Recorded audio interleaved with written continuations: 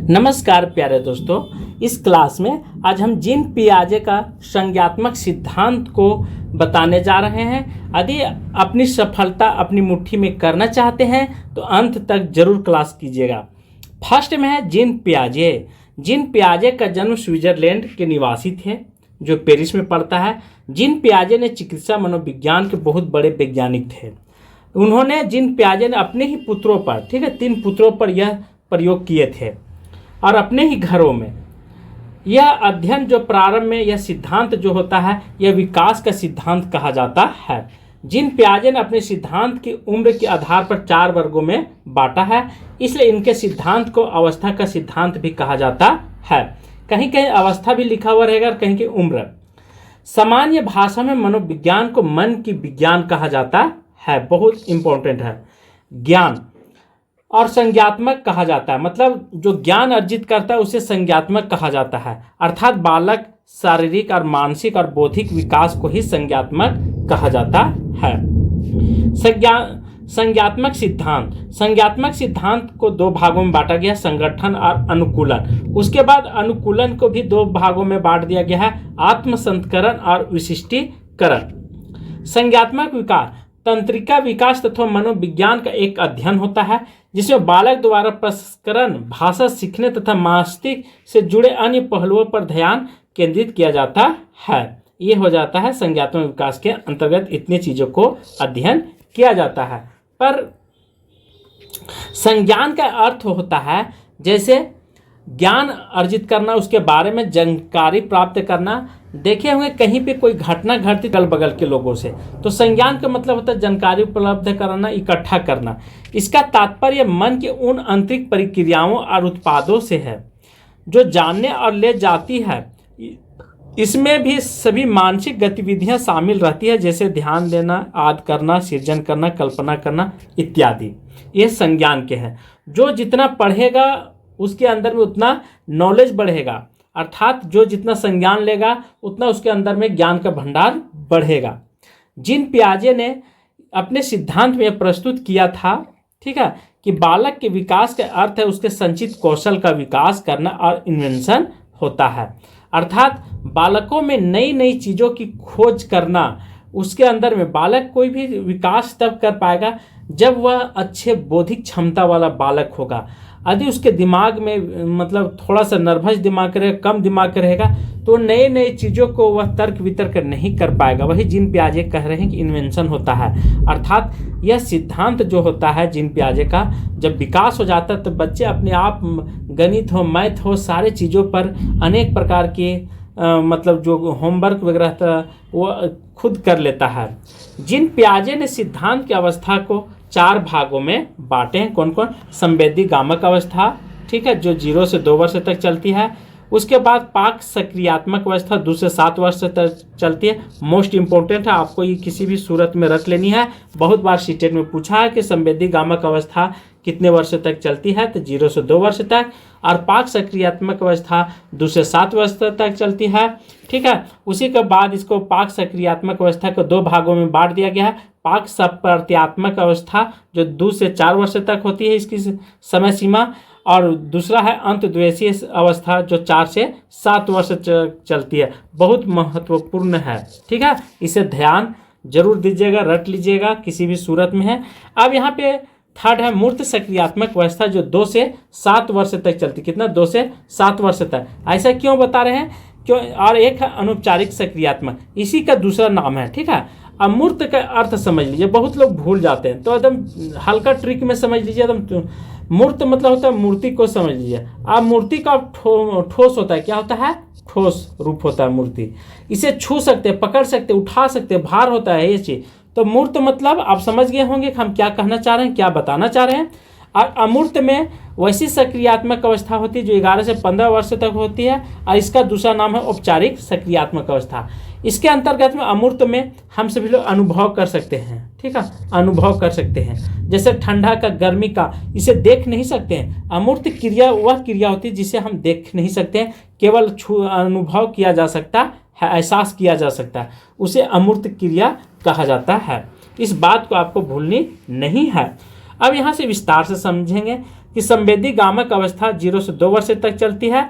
इसको हम तोड़ करके बताएं कि संवेदी प्लस गामक दो शब्दों से मिलकर के बना, जिसका अर्थ होता है उत्तेजना, जो जन्मजात से अर्जित होता है संवेदी। ठीक है। दूसरा है शरीर में होने वाली क्रिया को गामक बोला जाता है। क्या बोला जाता है? गामक। जैसे बढ़ना, शरीर बालों का बढ़ना, उंगलियों का बढ़ना, ये गामक के अंतर्गत ही आता है। इतने तोड़ फोड़ करके हम बता रहे हैं ताकि आप जो है से कन्फ्यूजन से ऊपर उठे और अपनी सफलता अपनी मुट्ठी में हासिल कर ले। संवेदी गामक में बालक किसी भी वस्तु को पकड़कर ज्ञान प्राप्त करता है। बिल्कुल करता है। जैसे आप देखेंगे कि वह गर्म चीज को एक बार छू लेता है, दोबारा उस चीज को छूने से डरता है, वह धीरे धीरे, तो उसका मतलब क्या हुआ? वह ज्ञान अर्जित कर लेता है। इस अवस्था में बालक के अंदर किसी वस्तु को स्पर्श करना, मुंह में लेकर के चूसना और प्रकाश की प्रति उत्तेजना विकसित होता है।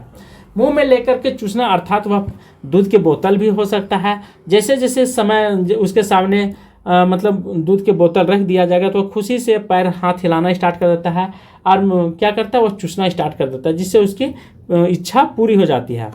इस अवस्था में बालकों के शरीर द्वारा होने वाली क्रिया और मस्तिष्क से जुड़ा होता है, उसे अस्क्रीमा भी कहा जाता है। आगे भी बताएंगे कि अस्क्रीमा और अस्क्रीम में क्या अंतर है। सेकेंड है पाक सक्रियात्मक अवस्था, जो 2 से 7 वर्ष तक चलती है।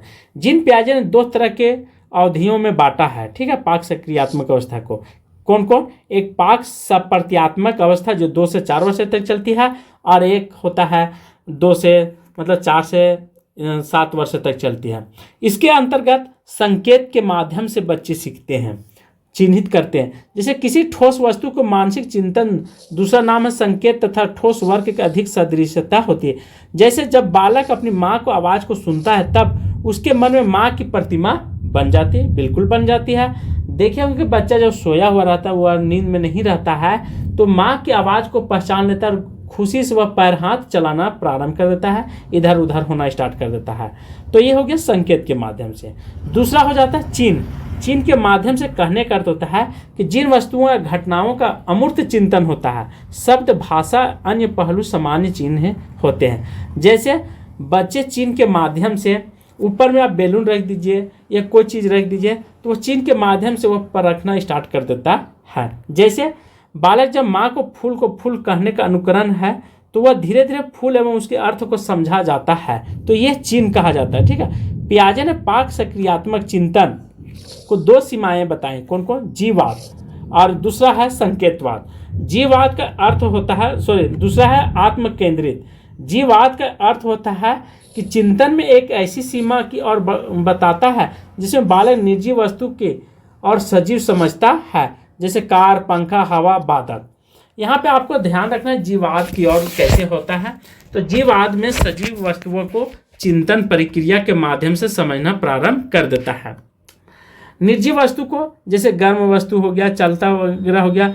और दूसरा बात है कि वह कार जब चलती है तो उसे भी सजीव समझ लेता है बच्चे। पंखा चलता है तो उसे भी समझ लेता है आदमी के जैसा, मनुष्य के जैसा। बादल, ये सब क्या चलने वाली है, पर ये सब हवा के माध्यम से चलती, कोई कुछ इंजन के माध्यम से चलती है, तो इसे जीववाद के अंतर्गत रहा जाता है। इसके अंदर में बच्चा सोचता है कि यह जीव है। ठीक है। इसमें जीव की तरह भी इसमें मतलब उत्तेजना होता है, पर ऐसा नहीं था। सेकेंड है आत्म केंद्रित। इसके अंतर्गत बच्चे क्या होते हैं, अपने ऊपर सोचने समझने की तर्क शक्ति आ जाती है।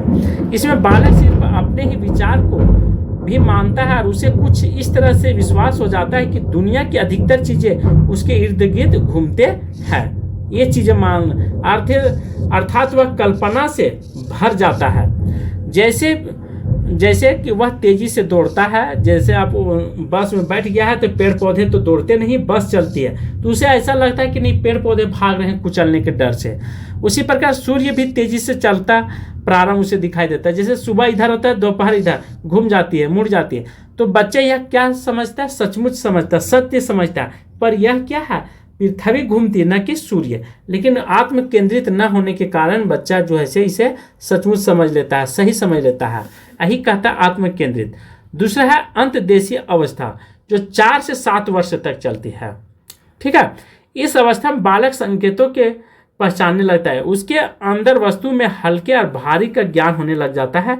जबकि बच्चे इस अवस्था में बालकों के शब्दों का ज्ञान और मित्र बनाने का विकसित हो जाता है। इसी अवस्था में बालक समूह में रहना और खिलौने के साथ खेलने की गुण जैसे भागा जोड़ घटाव विकसित होता है। इस अवस्था के अंत तक प्राज्ञा काल भी कहा जाता है और इस अवस्था को प्राज्ञा काल का संज्ञा दी गई किसके, तो अंत द्वेषीय अवस्था को ध्यान रखेंगे। थर्ड है मूर्त सक्रियात्मक अवस्था जो 7 से 12 वर्ष तक चलती है, इसे अनौपचारिक अवस्था भी बोला जाता है। इस अवस्था में बालक वस्तुओं में सही अनुपात कर पाता है। इस अवस्था में बालकों के अंदर मातृशक्ति और पितृशक्ति तथा तर्क शक्ति, चिंतन, लंबाई, भार इत्यादि सभी गुण विकसित हो जाते हैं। बिल्कुल विकसित हो। आप 7 से 12 वर्ष के बच्चों को नहीं ठग सकते हैं, पर आप 5-6 वर्ष के बच्चों को आप यदि झूठ भी बता देंगे तो वो सच मान लेगा। ठीक है, यदि आप बोलेंगे कि पैसा पेड़ से में आता है, पेड़ से निकलता है, पेड़ के एथी से, तो वो सत्य मान लेगा। पर 7 से 12 वर्ष को आप ठग नहीं पाएंगे। ठीक है, झूठ उसे नहीं समझा पाते हैं। इसके अंतर्गत आरोही क्रम की बातों को वह समझ लेता है कि कैसे सजाना है, और इसे विद्यालय की प्रारंभिक अवस्था भी बोला जाता है। कभी भी क्वेश्चन घुमा करके पूछेगा कि किस सक्रियात्मक अवस्था में विद्यालय का प्रारंभिक अवस्था प्रारंभ हो जाती है, तो वह 7 से 12 वर्ष की एज में या अनौपचारिक अवस्था में, इस तरह से सीटेट में। सेकेंड है 4 है लास्ट, एक अमूर्त और औपचारिक सक्रियात्मक 15 वर्ष भी लिखा हुआ रहेगा। इस अवस्था में बालक में भाषा का ज्ञान, स्वतः समस्या और समाधान करने का ज्ञान, अंकों को विस्तृत ज्ञान और अमूर्त चिंतन संग्रहण करने का ज्ञान प्राप्त हो जाता है। वातावरण में ढालने का जन्मजात आत्मसंस्करण का ज्ञान होता है। कार्य कारण जानने का भी विकसित हो जाता है। इस अवस्था में किशोरों का चिंतन अधिक लचीला होता है तथा प्रभावी भी हो जाता है। वह किसी भी समस्या को सोचकर चिंतन करने की समस्या का समाधान कर सकता है। पियाजे का मत है कि औपचारिक सक्रियात्मक की अवस्था अन्य अवस्थाओं की तुलना में अधिक परिपक्व होती है। अब यहाँ पे एक और महोदय है बूनर का संज्ञात्मक विकास। इन्होंने भी 3 सिद्धांत दिए हैं, जो कि जेरोम बूनर नामक अमेरिकी वैज्ञानिक थे। कौन थे? अमेरिकी वैज्ञानिक थे। इन्होंने संज्ञात्मक विकास के नए सिद्धांत पर प्रतिपादित किया था, जो जीन पियाजे द्वारा प्रतिपादित संज्ञात्मक सिद्धांत का एक प्रमुख विकल्प माना है। इन्होंने 3 स्तर बांटा। कौन कौन स्तर बांटा है? प्रथम स्तर में तो बालक किस तरह की क्रिया करता है, तो बालक अपनी अनुभूतियों को गामिक क्रियाओं द्वारा प्रकट करता है। जैसे माँ को देखकर शिशु हंसना प्रारंभ कर देता है, बिल्कुल सही है। ठीक है। दूसरा है, इसके लिए बोतल देख करके हाथ पैर हिलाना स्टार्ट कर देता है। ये बूनर साहब का कथन है। ठीक है, प्रथम स्तर में। द्वितीय स्तर में प्रतिबिंबात्मक अवस्था। इस अवस्था में प्रत्येक क्षेत्र के मानसिक प्रतिबिंबों के द्वारा घटना का वर्णन करता है। उदाहरण, तेज रोशनी या तेज आवाज से प्रभावित हो जाता है सेकेंड स्तर में। ठीक है, आज कर लेंगे कि जितने भी वैज्ञानिक हैं उनका सिद्धांत हर एग्जाम में सीटेट हो या जेटेट हो, ठीक है, बहुत बार पूछ देता है। एमपी टेट हो, यूपी टेट हो, इन परीक्षाओं में, पात्रता परीक्षाओं में एक न एक प्रश्न आपको जरूर दिखाई देगा।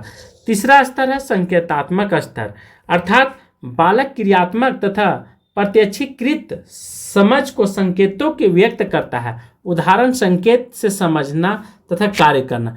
जैसे तीसरे स्तर में हो जाता है कि बच्चों को आप इशारा से बुलाएंगे, ठीक है, तो आपके पास दौड़ा चला आ जाता है। इसीलिए बचपन में बच्चों को ख्याल अधिक रखा जाता है, क्योंकि अभी के समय आधुनिक युग में बच्चों को किडनैपिंग का भी समस्या बढ़ रही है। तो बच्चे उतना बोल नहीं पाते, उतना अनुभव नहीं कर पाते हैं, उतना तर्क नहीं लगा पाते हैं। तो 7 से 12 वर्ष के जब बच्चे हो जाते हैं तो उसमें क्षमता आ जाती है सोचने समझने की। ठीक है, तो ये बूनर महोदय ने 3 अवस्था दिए हैं और जीन पियाजे से ही यह मेल खाती है। तो आज की क्लास में यहीं पे समाप्त करता हूँ। थैंक यू, धन्यवाद।